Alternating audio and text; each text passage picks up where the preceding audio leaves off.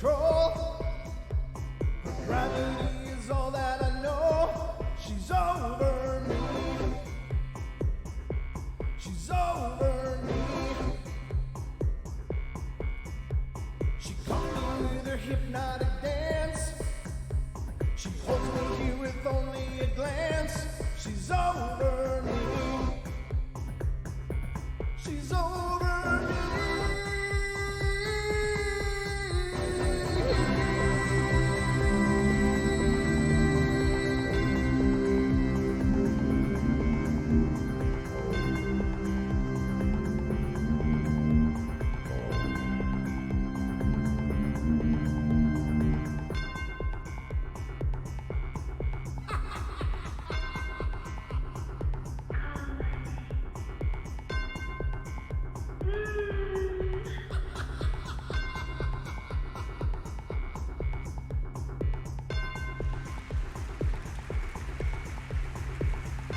Ladies and gentlemen, boys and girls of all ages, welcome to the Paranormal Portal.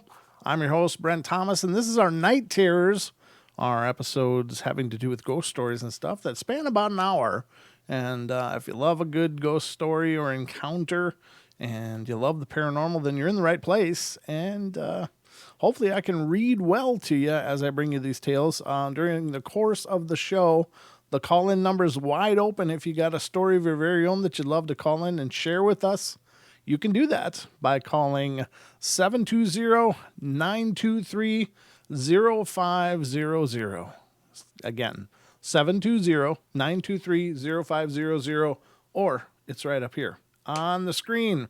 As you're looking at your YouTube screen, you'll see it right under the words Paranormal Portal up in the upper left corner. So those are your options, and hope you will take advantage of that. If you're not much for calling in, but you have a story you'd like to share anyway, but you know, just too intimidated to call in, or you just don't want to talk or or whatever, you can always email them to us as well. And you can submit via email by emailing your story to paranormalportalradio@gmail.com. Again, paranormalportalradio@gmail.com. So I hope you guys are ready, because it's time for bed.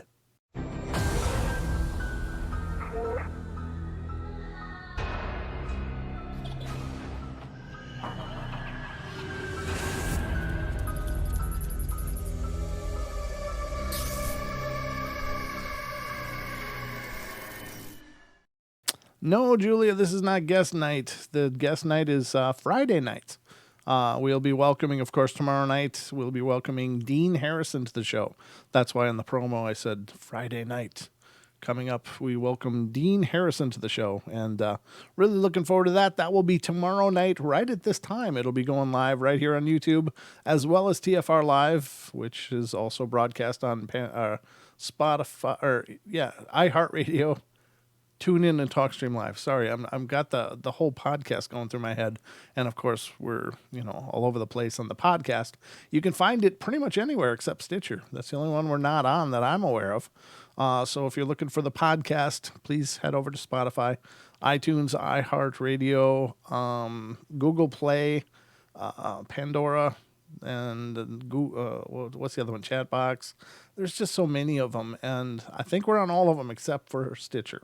That's the only one that we're not on. So anyway, if you're into the paranormal and you want to hear our podcast, we've got over 150 episodes online and available for download whenever you want to listen to them. So check that out as well. We'd love that support. And if you like the podcast, you like what you're hearing, head over to iTunes and leave us a good review, because that goes a long way into getting our shows recommended to many listeners that may not have heard of them before. So thank you very much for that, ladies and gentlemen. If you have already done that, I appreciate it.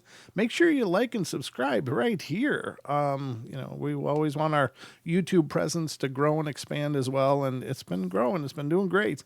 And thank you all for that, because I know we don't advertise the show ever. I've never advertised except right here and on our social media, of course, but I've never paid a penny to advertise the Paranormal Portal. All this growth that we've experienced has been as a result of all of you. So thank you so much for that. So I got a bunch of ghost stories pulled up for you, ghost encounters. I don't like the term ghost stories, because ghost stories to me connotates, old yarn that's been handed down for centuries and or for generations or whatever, And to me, they're most often fiction or fictionalized. And so I like Ghost Encounters because those are people that are experiencing the paranormal and they're sharing their stories. And I think they're so powerful. I'm so amazed at, how brave some of these people are to come forward and share what they've been through. I think it's not easy because when you experience the paranormal, oftentimes you feel like you're kind of isolated. You feel like the world just stood on its head and nothing makes sense.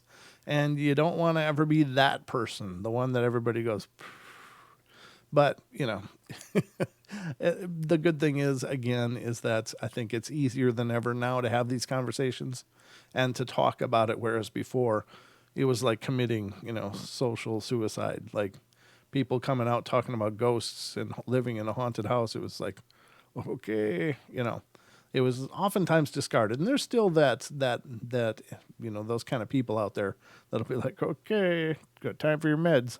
But I think most people are really embracing it. And I think, many of us are very excited about it. I know I am, and I believe all of you listening are. But I think that the paranormal is exciting to me because it demonstrates the fluid and dynamic nature of our reality. And I think that it is indeed the breadcrumbs to deeper mysteries within our world. It's not the mistakes. It's not where things go sideways and things break down. I think it's demonstrating a more true nature of the reality we live in, which is multidimensional and so much more than that. And I think it has a lot to do with quantum physics and stuff as well.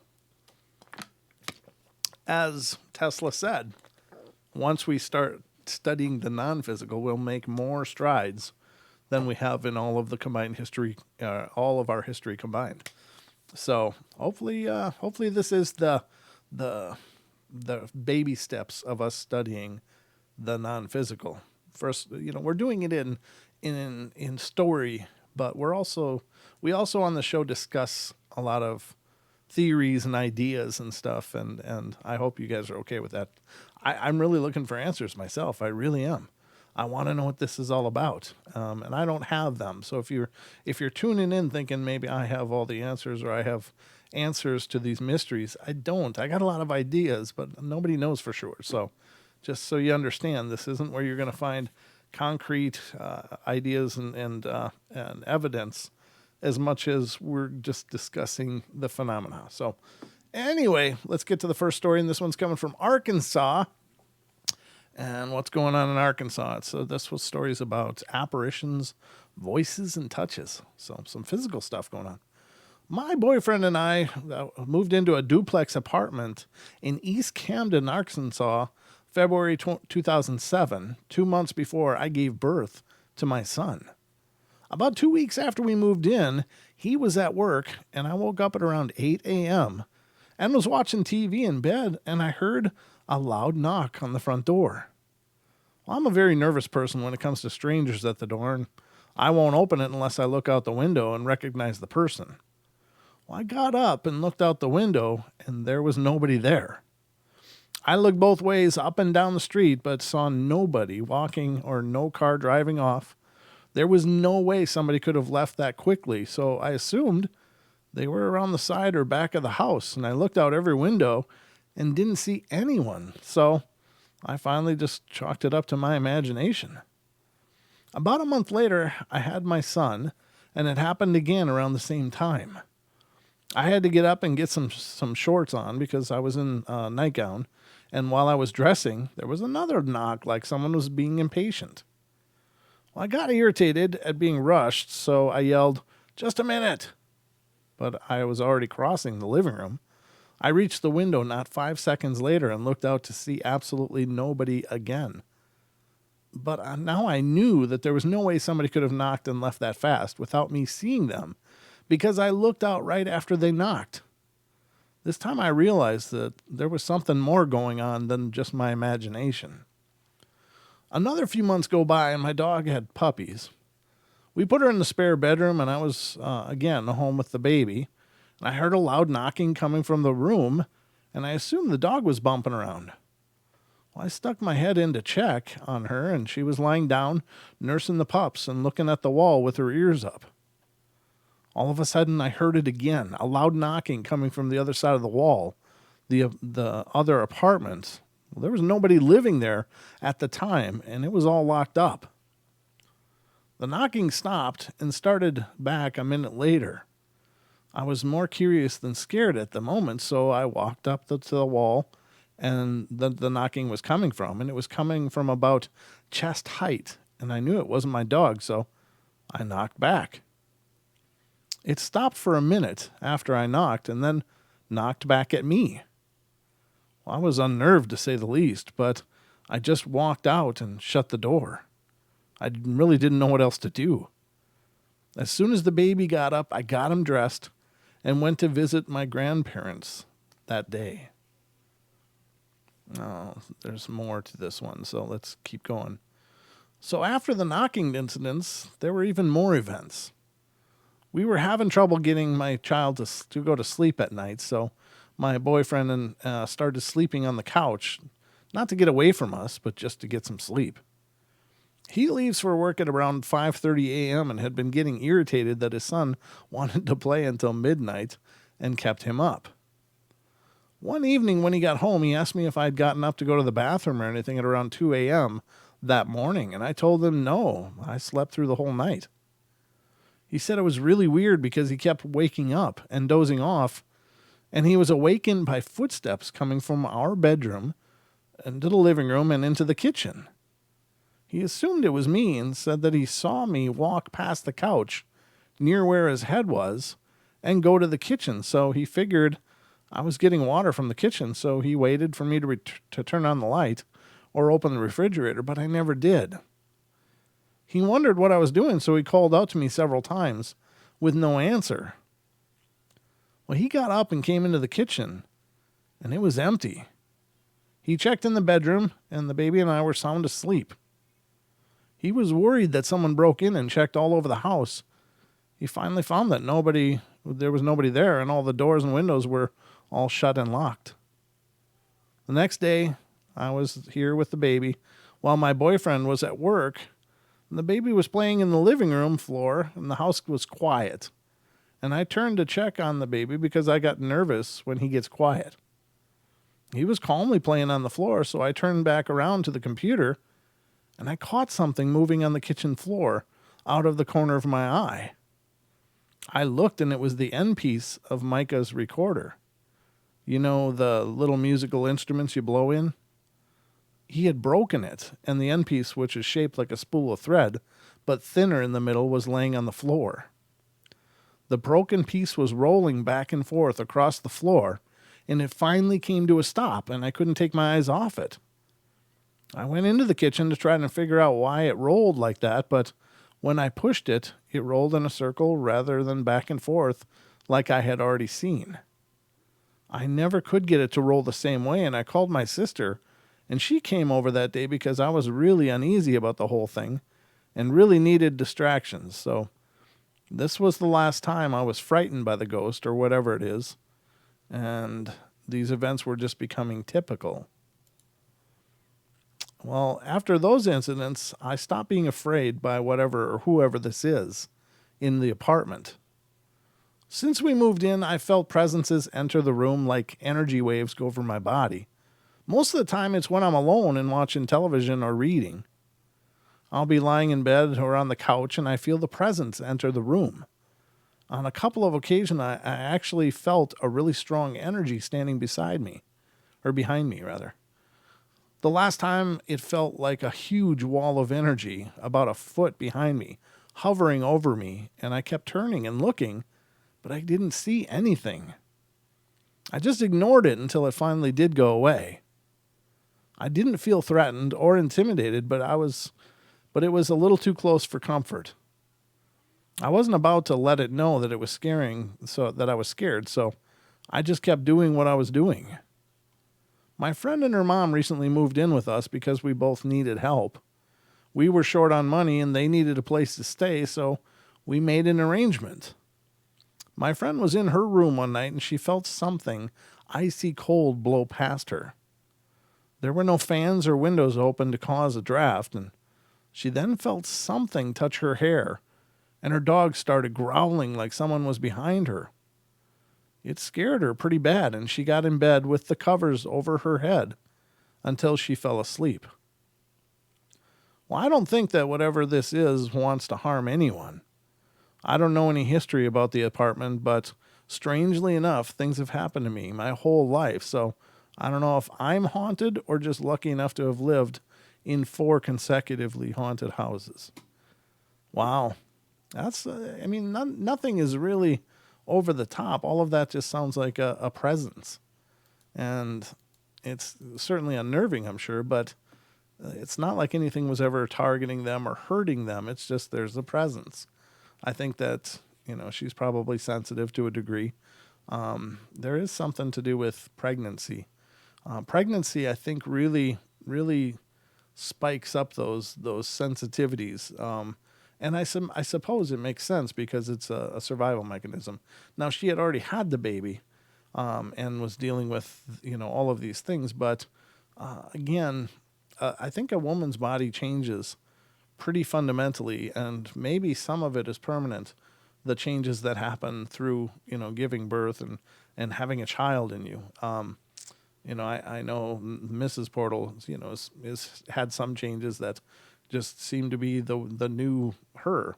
And that's not bad or good or otherwise. It's just there are just things that have changed. And it was all since the pregnancy and delivering our son. So I don't know. I think it does something to the body. Perhaps it's the hormones. It's a combination of things. It's the introduction of a whole new genetic being inside of you, I guess. And it's I'm not trying to be funny or weird. I mean but I think that perhaps everything on a pregnant mother is just amplified.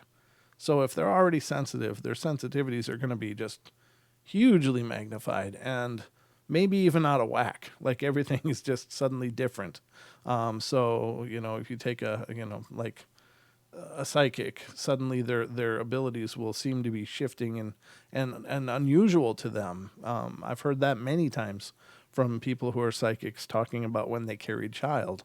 And they said it was just everything was all over the map, including their emotions, of course, too. So there's so much going on. And I think that that's probably by design because, of course, there's an incredible vulnerability to being pregnant and having a child inside of you. And so I suppose every defense mechanism is on, dialed up to 12 instead of just, somewhere below 10. So I think that, that stands to reason. And it could draw. The idea that occurs to me is that perhaps just by virtue of being pregnant could be a draw to some spirits. Because I really think birth is a sacred event. I think it's an incredibly sacred thing. And it's a very energetic event as well. But I think that those can, those situations can act as beacons and draw things in. So just a few ideas that I've got floating around my head. You're going to get those all the time if you're new to the show, so get used to them. But I think it's interesting, very interesting. All right, so let's continue. And thank you all for all of you guys that are coming and are enjoying the show, I hope. If I'm doing your job, you're enjoying yourself. If I'm not doing my job, hopefully you're entertaining yourselves. So anyway, let's get to the next one. And this one is coming from Arizona. And it has to do with a haunted life, which is a pretty short story. So I don't know how much life is haunted here, but let's see what it says. It says, lately my parents have been yelling at me for leaving my bedroom light switched on. But the problem is that I don't leave them on. This started last year and I was getting ready for school when I heard someone whispering my name. I thought it was my Nana but she was downstairs. And when I asked her, she said she never said anything. So I started to get freaked out. Since then, my lights have started to do what they do now. And when I leave for school, I start them off. And when I come home, I switch them off rather. And when I come home, I get yelled at for leaving them on. A few weeks ago, I was straightening my hair in the bathroom. I'd switched off my bedroom lights and then heard the kids laughing, followed by a woman's voice saying, "Come on now, kids, don't go in there." And I thought it was my Nana watching TV, so I went to check, but the TV wasn't on. I went in my room to see if my TV was on, but it wasn't, but my light was on. Well, this really freaked me out. What happened last night scared me even more. I have a bunk bed. By my bed, I have a touch lamp on a shelf, but when I went into my room to show my friend something, the touch lamp was on. You have to touch it hard because it is broken, and I haven't used the lamp in a long time, so this really scared me. I've tried to tell my mom that I don't leave the lights on, but she really doesn't listen to me. So if you have any idea what might be happening, please tell me. Well, if it's a touch lamp, the touch lamps are they're I've had those before, and I had a lot of issue with them. And I think that even static fields will screw those things up. I think when they first came out, they were pretty cool, and pretty much everybody bought them. But I don't think many people buy them as much anymore because they do malfunction a lot. They I don't know. They're just flaky. I hardly hear of anybody having those anymore. But there was a real when those things first came out, I was like, oh look, you just touch it and ding, it's on. And the idea is fantastic. You don't have to fumble for a switch somewhere, and in your lamp, you just tap it and it's good to go. But I don't know. I don't hear of those things being around very much anymore. Maybe they are. Maybe I'm just out of not plugged into the current events as much. But I know that the ones I've had have malfunctioned, and I didn't get the impression that it was anything paranormal. It's just that I think most of them were just junk, and the metal's cheap that's on them, and so they become super sensitive, and you have a hard time. Like the one I had, yeah, you would tap it and we'd go through like 4 cycles. And it's like, damn it, I just tapped it once. And you try experimenting, like, touching it and backing off and hoping, but they're just a pain. So I got rid of mine. I went in the garbage at some point, but they do break a lot. They're cheaply built. I'm sure there's quality versions of them out there, but the ones I owned were all crap. So, I don't know if it's a touch light that this person was experiencing, these lights being on all the time, then that doesn't necessarily imply ghosts to me. Now, I do think that ghosts could manipulate those because, again, it's an energetic touch, that activates them. So it wouldn't surprise me at all. But I don't think that in and of itself is enough to say, oh, you're definitely haunted. It's just a piece of the puzzle, and I think those things are crap anyway. Just my 2 cents. I'm not putting them down. If you have them at your house and love them, then fantastic. Mine didn't work so good, so at least the cheap ones that I bought. So anyway, let's continue on here, and we're going to go to the next one, which is from Arizona, and this has to do with haunted places. So it's a very short story. It says, this is the first time I've ever had a ghostly experience. During February, I moved into an apartment, and I was told that strange things happened in this apartment.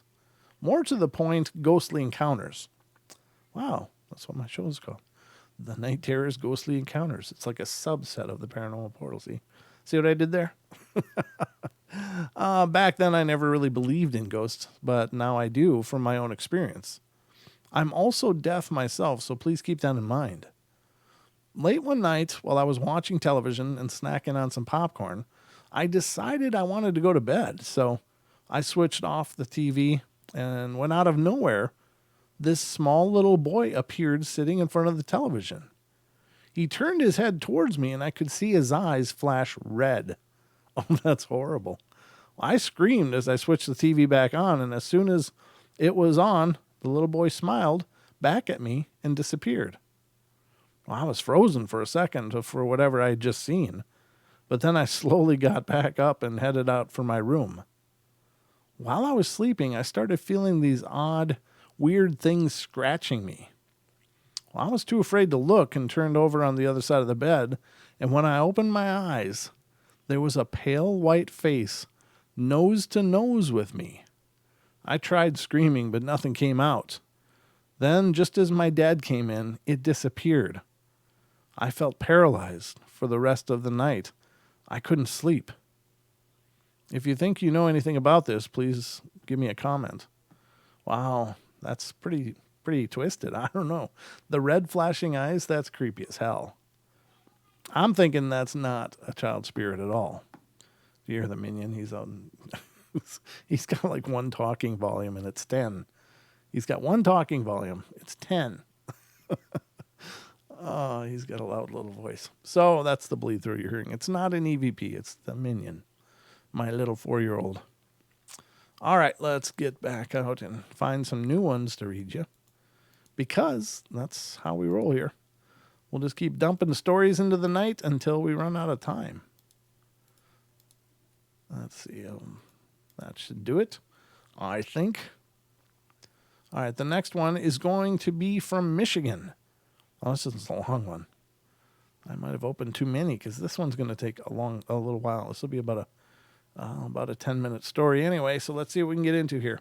Has to do with a haunted life, and it said this story is long, but in my opinion, it's well worth the read. Seemingly, I've read a lot of stories that may be like this one over the last few months. I've moved to Michigan with my husband, and I've been really interested in finding out more about the paranormal. It all started out when my hubby and I rented this house from a private owner here in the suburb of Detroit, Westland, Michigan, and has a variety of haunted places. One notorious one is the Eloise Mental Asylum. It consisted of 78 original buildings, which were wards, and it was built back in the early 19th century, and unfortunately has closed down in the 1940s. Only 4 of the original wards remain. The building is no longer called the Eloise Mental Asylum on its own anymore. It's now known as the Remains of the Asylum. Strangely enough, this eerie hospital is located not even 4 miles from where I live. From the time of moving into this house, I've heard, smelled, and even felt the strangest of things. My husband, however, has not. He says it's all figments of my imagination, and frankly, I beg to differ. I wasn't crazy before moving in here, so why would I be after moving in? Things like this just don't happen for no reason. I don't know if this presence is drawn to just me, or if my husband is just too blind to see it. Just the other night, he felt a little unease while we were both in the kitchen. He was doing the dishes for me so I could start on dinner. Also, since moving in, a wide variety of strange things have happened. We moved in October of 2008, and since fully unpacking, bad news, deaths, and upsetting events all managed to take place. My mom's boyfriend passed away the day after Thanksgiving, November 2008. I got pregnant and lost both of my children. One pregnancy, 2 babies. My mom's boyfriend's mother has come down with pancreatic cancer and now has a verdict of no more than 6 more months to live. But that's my family. I don't think that any of us has anything to do with me or my husband living in this house. It's just all on top of living through these really strange experiences. I've felt strange, and sleeping at night has become a task in itself. I don't turn in and call it a night until at least anywhere from 3 to 5 in the morning, after my husband has been to bed for hours.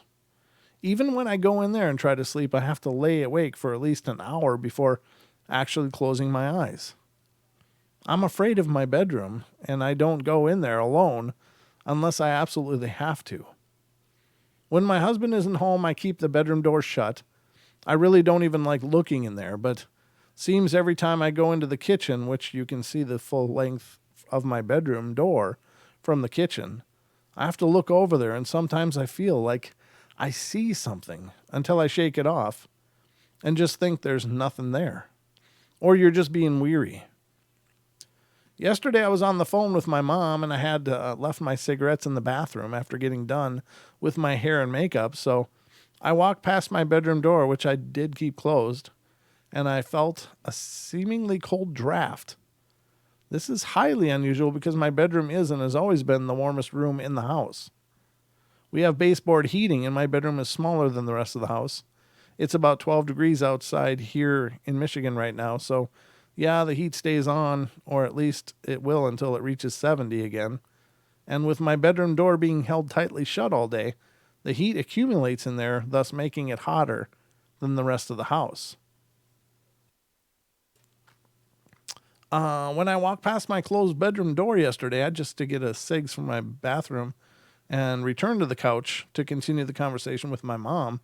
I walked past and felt the cold basically seeping from underneath the door. I paused in fear, knowing my bedroom would never logically do this. I told my mom to hold on, and I put the phone down on the bar, which is right beside the bedroom door. I opened my door and got an instant cold blast in my face. It was so cold, I actually started to shiver. The rest of my house, with the heat being on, of course, felt just fine, as though the room temp, it was merely in the 80s. I picked up the phone, ran to the bathroom, got my smokes, and ran to the couch. After telling my mom what had just happened, she started laying on me a few incidents of her own. Since her boyfriend died, TVs, radios, hair dryers, all turning on and off. I told her it's probably nothing more than an electronically or wiring problem. Why? She had told me this. She thought the same. And what really freaked me out was when she told me that an electronic problem couldn't be it. This person uses electronically for electrical. She had just bought herself a brand new flat screen television from Walmart on sale. And it's, one of those nice ones, and a brand new TV stand to go along with it. She said that the radio was new as well, and her old radio did not have a CD player in it, so she went out and bought one that did. When her and her late boyfriend purchased the house inspector came in and told my mom and her boyfriend what needed to be done and how much it would cost. The main thing was the toilet in my little brother's bathroom and the wiring in my mom's bedroom, so they got both of those fixed. So wiring wasn't an issue unless the electrician did a poor job. And if he had done a poor job, why would it wait this long to finally screw up? For your information, my mom and her boyfriend bought the house in summer of 2008. So the electricity wiring job is fairly new, and my mom lives in Florida. In my house up here in Michigan, I moved up here from Florida, and I had a few creepy things happen. Odd experiences and bad smells have been noticed, but only seem to come around when my husband can't be aware of what's happening.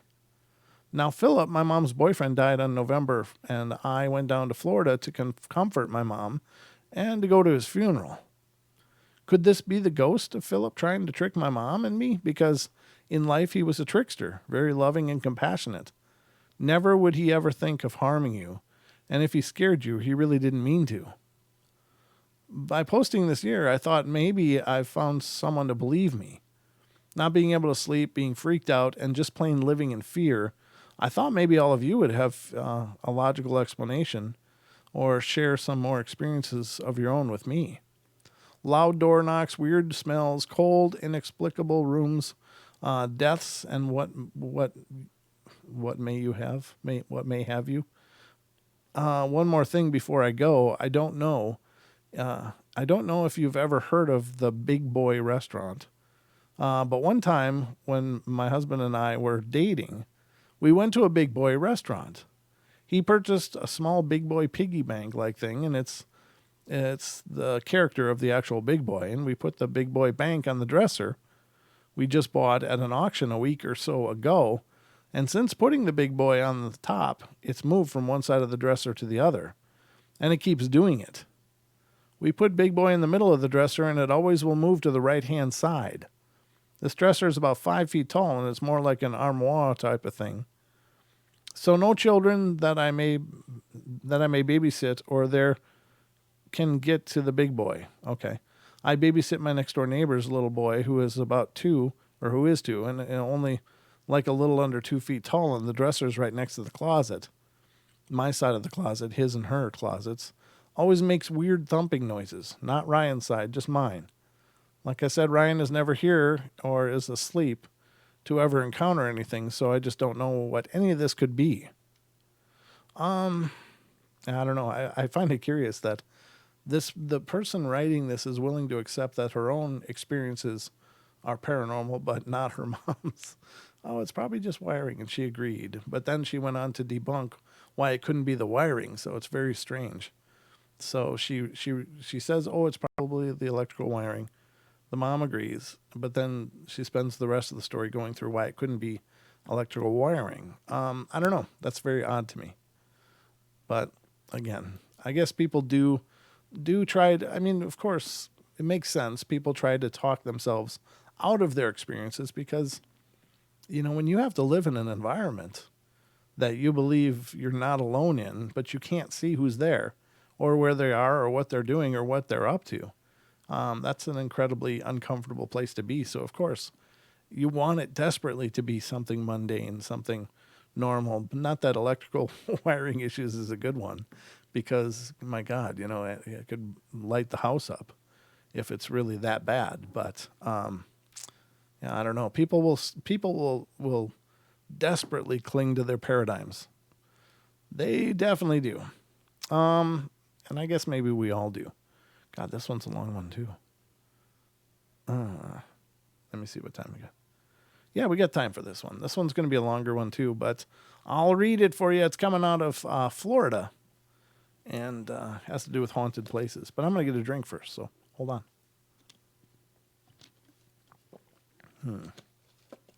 Oh, look at that. That looks cool. I got an ad on my computer. It says, "Your spell casting abilities. Do you have magical ability? Find out with this simple ability test. Takes a few minutes." So, ladies and gentlemen, apparently they can test you online through a series of questions to see if you have magical ability. I don't know. There's so many scammy things out there. Ugh. All right, so let's continue here. Sorry, I had to cough. But if you want to know if you got magical ability, I can certainly forward the link to you. There's one born every minute, I swear to God. All right, so this is coming from Florida again. It was one of those days where you're really bored and have nothing to do. And then someone comes along and tells you what they have planned, and you're ecstatic knowing you're doing something you like on that day. But then later on, something ruins it for you. It all started off early one morning when I was lying in bed watching my television. My mom walks in and said that we're going to the Everglades to canoe, with my cousin and aunt coming alongside us. Well, I quickly got out of bed and we were all got ready to go. The drive was about an hour long, and when we got there, there was hardly anyone there, and it was very breezy and cold, and we waited for about 15 minutes before my cousin and aunt arrived. Once we'd gone to the office to arrange our canoeing plans, we headed outside to where the canoes were and started to get in. Me, my aunt, and my cousin got in one canoe and were pushed off to the shore first, leaving my mom, dad, and sister behind, and us having to wait for them in the water. And once they were in the water, we all started paddling. We'd been paddling for about 15 minutes, enjoying the scenery and the time we were spending with each other, as families do, when I spotted something move in the water. I looked down in the water and I saw a human figure swimming beneath us. Well, the water was extremely shallow, and this figure moved like it had all the room in the world, stretching its arms out wide, legs extended, and it was doing that even though there were walls of sand and mangrove trees everywhere, including in the water. He seemed to be going through everything. I looked close to see that it was a young boy, about 13 or 14 years of age, with really beautiful blonde hair. I gasped for air really loudly, too, so that my family would hear and show concern. The boy looked at me with blank or dark red eyes and rings of black as well. I sensed evil and sadness and a whole lot of cruelty. On seeing me, the boy turned his head and swam away deeper into the water, fading away. Once I'd realized what had just happened, I noticed that my family was around me, worried. "What's wrong? Are you okay?" My mom yelled out to me. I nodded my head. Yeah, I'm just fine. I thought I saw something in the water, and it scared me. It was nothing, though," I replied, lying. My mom said okay, and we were all headed on with our sightseeing, and not even 5 minutes had passed, and another thing happened. I was looking all around, enjoying the scenery, when I saw the boy again. I focused my eyes through the layers of thick mangrove trees to see the boy staring back at me with a very angry face, and this time with completely full bright red eyes. I thought I'd passed through his territory and that me and my family needed to get out of there and quickly. Our canoes went into an open area of the river, and I was still focused at looking at the boy, and the wind started to pick up real fast. It got real cold, and my cousin was standing up at that moment, taking a video of the area with her video camera. My aunt was holding her legs from behind, but barely.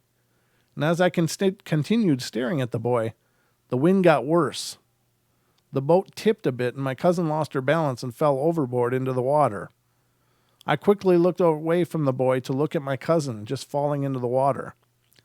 I stood there and reached out my arm to her, and I remembered the boy and his evil look, and I looked back at the place where I was just staring at him before, and to my amazement, he was gone. I panicked to reach for my cousin and pull her back in the boat. The boy was gone, and I feared if he would do any harm to my cousin, who was still in the water trying to reach me and my aunt's hands to get back into the boat. Take my hand, get back in the boat," I yelled out to my cousin, really loudly and quickly, and she did as I said, and swam to me quickly, reaching for my hand with both arms, and I quickly pulled her back onto the boat, and she was fine. No damage was done. I was worried the rest of the time in the water, and when we finally got back to shore, I just happened to spot the boy again, and he gave me an evil wink and rolled his eyes back, fading away. "Ouch, my back hurts all of a sudden," my cousin yelled out. And just after I finished looking at the boy, I lifted her shirt, and to everyone's surprise, her whole back was a big black and blue bruise. Everywhere you looked on her back, she had a bruise. She basically looked like a ripened plum from the back, and I don't even remember getting hurt, she said to me. "Well, who knows," I said back, fakingly. Knowing that the boy had something to do with it, we left after that. I came back a few years later, and I asked one of the workers there of the history of the place after telling them of what I experienced there. They told me that many years ago, a boy in his teens was playing around with his friends in the water where my family and I were canoeing. One of his friends placed a bet with him to see who could hold their breath the longest. The boy who died was from a poor family and wanted to win the money desperately. Well, after they competed, the friend who was competing against the boy noticed that his partner was floating when he touched him to tell him he'd won. He quickly grabbed him and pulled him out of the water and then went to get help. The kid had wanted the money so badly that he drowned and did not even mean to. He lost his life that day, and no one could bring him back to life. When his parents found out, they both committed suicide for losing their only son. I understood the story. When I was walking out of the Everglades Center building, I looked down at the area at where the canoes were, and there was the boy standing there, looking at me with sorrow face, and this time light blue eyes. I smiled at him and then waved goodbye to him. I looked back, and he had a sort of smile on his face. He knew I understood and was glad. I walked away, and knowing that the boy would always be there. I hope not. I hope somebody goes there and crosses this poor child over. That's horrible. You know, I don't know what that would be like. I guess if you have to be stuck somewhere, being in an open wildlife area, I guess would be okay. It'd be a lot better than a closet or something, right? I don't understand the whole closet thing. It's like, yes, I'm going to stare at your shirt for eternity. I don't know. But, if you got to be stuck somewhere, maybe that's a good one. But it's sure unfortunate if this child did indeed lose his life that way. That's horrible. And, my heart breaks for that family if this story's true. And again, it's represented as true. I don't know. I can't tell you for sure, but I never read anything on the show or bring anything to the show that is knowingly false. But all I can tell you is what I know. All right, Let's continue here. How are we doing on time? Oh, we're doing okay. We've got a few more instances. Here's one from Pennsylvania. So this is a continuation, I guess, from another story. It says, you're all familiar with my ghost friend, right? Yeah, figures. Well, every once in a while, I blink or close my eyes, and an image comes to mind. Usually this is when I'm relaxed or trying to sleep. Lately, it's been a flash of red to green, then a heat flows through my body like fire. And yesterday I lay down in the snow and closed my eyes in that familiar heat, but this time I saw the fire. It was like a bonfire, and then in the backyard I heard, come on, from out of nowhere. I swear that no one was outside. Now, of course, my mom thinks I'm crazy. My dad doesn't know, and, well, I'm a laughingstock at school, but do you think this ghost/demon has extended its powers and can go into the backyard too? 2 nights ago, it was really scary. You see, we have this pineapple door knocker on our front door, and at midnight, I could have sworn someone knocked.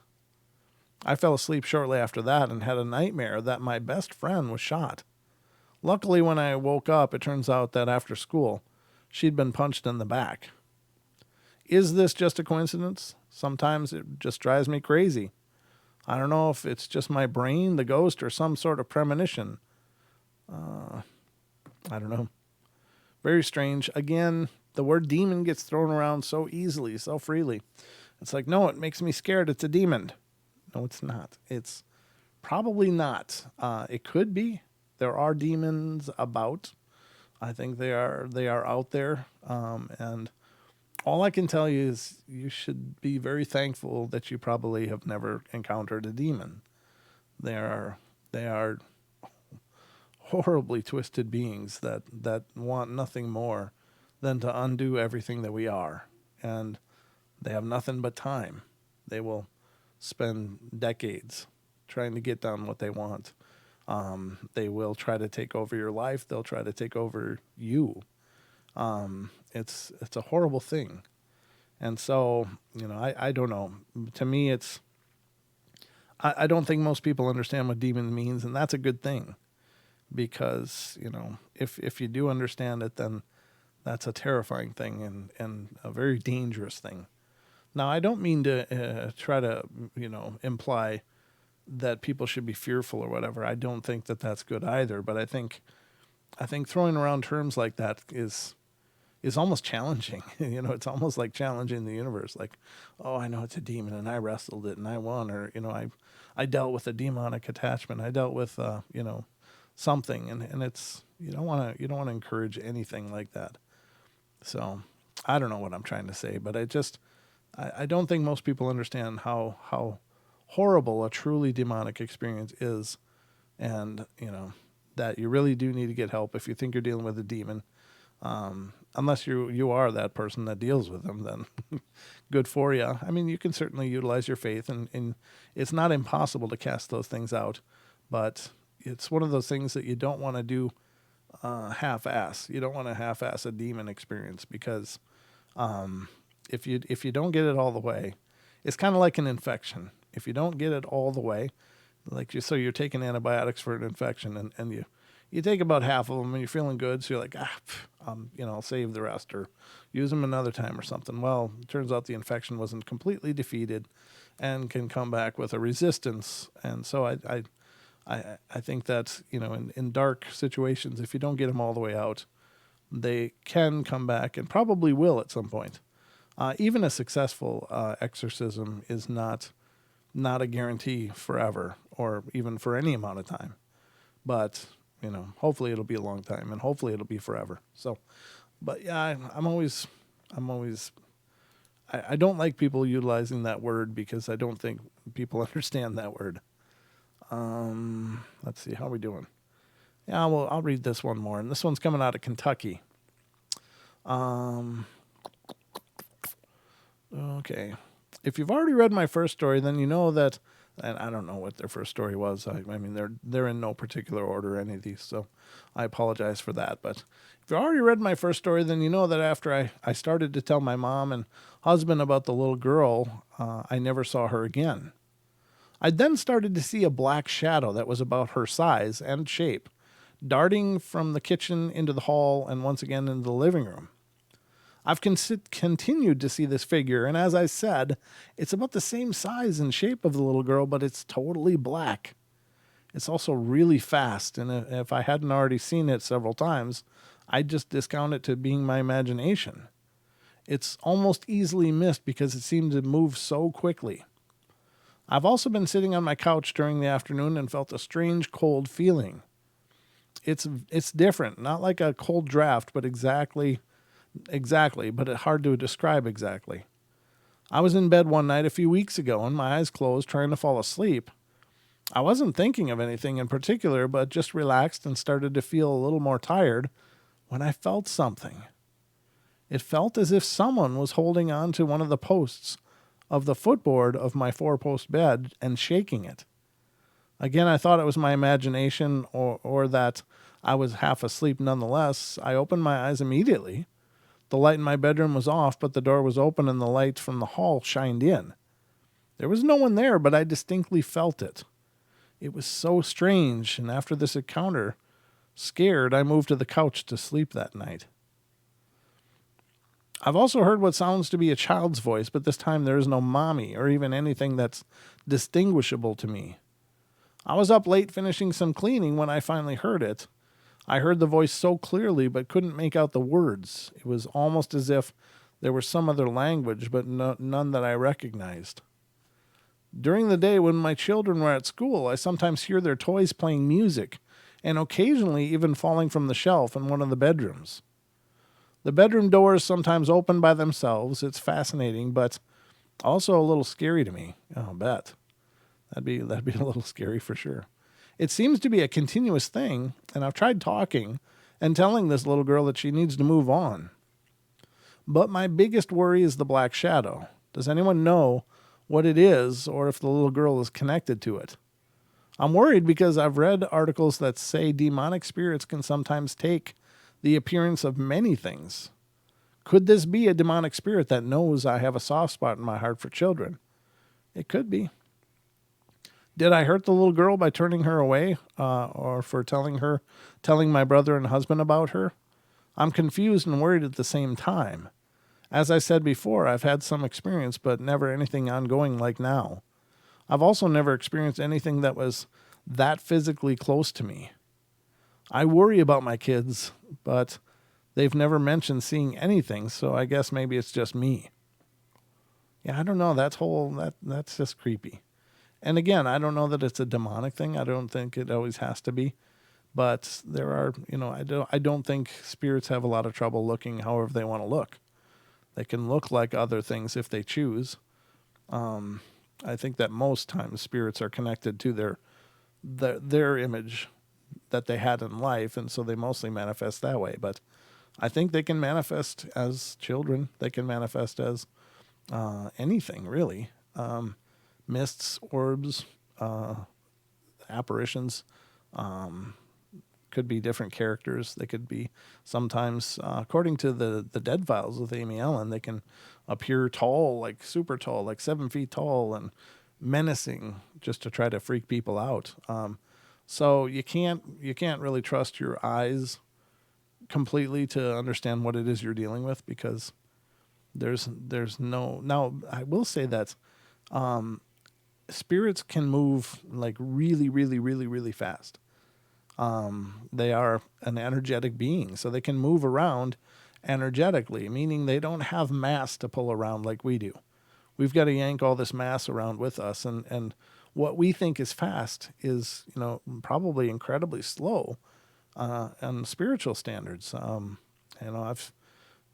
Again, I can't use these as examples because I can't be sure that it's legitimate, but I have seen videos where they have these these videos of ghosts, and sometimes they will show them darting around incredibly quickly, and it's really unnerving. But and that's why I think you can be in a haunted house and have something move in front of you, and then in another room things are falling, and then somewhere else in the house something else is happening, because I think that they can traverse distances in literally the blink of an eye. I don't think They don't have the same physical rules to deal with that we do. I think we think that because they appear like people most often, then they move like people too, but they don't. And they can do whatever they choose to, I guess. But that does come up a lot, how quickly they move. You'll never outrun a ghost. That's for sure. But then again, you don't really need to. You just need to get them to back the hell off if they're being aggressive or whatever. So, and we can protect ourselves. So anyway, I think that's going to do it for us tonight, ladies and gentlemen. I hope you've enjoyed this journey through the portal. And again, let me put this on screen. I want you to see this because this is what I whipped up today. In case you haven't already seen it, this is my promo poster for tomorrow. Let me blow it up a little bit. But this is tomorrow's guest, ladies and gentlemen. This is Mr. Dean Harrison, who will be joining us from Australia. He is the premier Yowie researcher in Australia. And it's really cool to have him coming on the show. I'm really excited about it. I'm really excited to talk about Yowies because for me, I've been interested in Bigfoot, of course, and Sasquatch for, many years, many years. And I think I understand at least what they're alleged to be. But, of course, Dean deals with the Yowies, and it'll be neat to hear what some of the differences may be. It'll be neat to hear what's going on down there, what kind of experiences people are reporting down there. So this will all be tomorrow night, 7 p.m. Pacific Standard Time.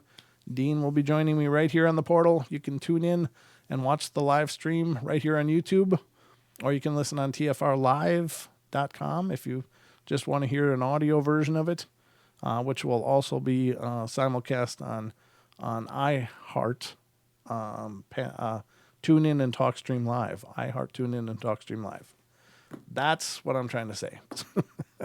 I usually spit things out eventually, ladies and gentlemen. But thank you all for joining me. I really appreciate it. It really means a lot. Again, please subscribe. Please subscribe and like the videos. It really helps us out a ton because, these videos have to be liked in order to be referred to other people. And so liking and commenting on videos is incredibly important to the YouTube algorithm. So if you do that, I would much appreciate it.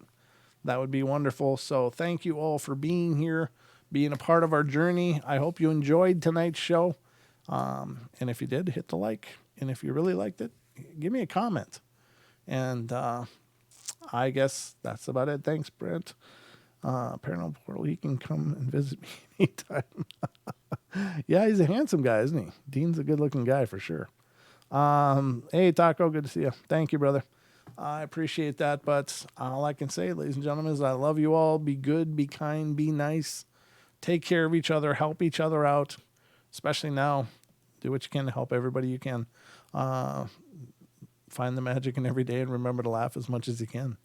All right, guys, love you a bunch, and I'll see you tomorrow night right here on the portal. So have sweet dreams, though, huh?